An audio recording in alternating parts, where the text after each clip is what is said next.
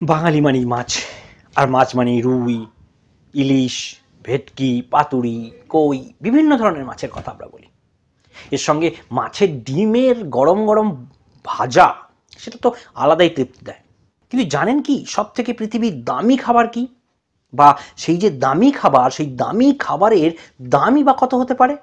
আমরা 200, 500, 1000, 2000 টাকা পর্যন্ত অন্তত আমি জানি না আপনারা কে কত টাকা দামের এতদিন পর্যন্ত মাছের দাম বা মাছের ডিমের দাম শুনেছেন। আজকে যেটা বলবো, ফোর্বস পত্রিকায় 2024-এর যে সেরা বা দামি খাবারের তালিকা প্রকাশিত হয়েছে, সেখানে যে 5টা খাবারের কথা বলা হয়েছে তার মধ্যে সব থেকে দামি যেটা, সেটা হচ্ছে অ্যালবিনো বেলুজা স্টারজেন ক্যাভিয়ার। এর বাংলা নাম কি আমি তো জানি না, তবে আমি যেটুকু বুঝলাম সেটা হলো এটা এক ধরনের সাদা তিমি, সাদা তিমি যার গায়ের রং সাদা।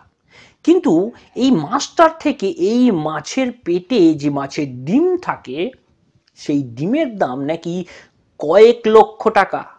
2-1 টাকা নয়, কয়েক লক্ষ টাকা।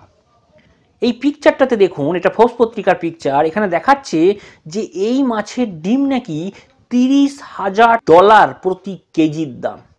মানে 1 কেজি মাছের দাম $30,000।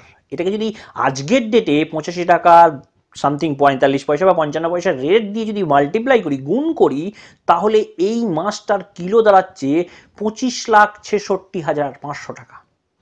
অনুমান করুন, 25,66,000।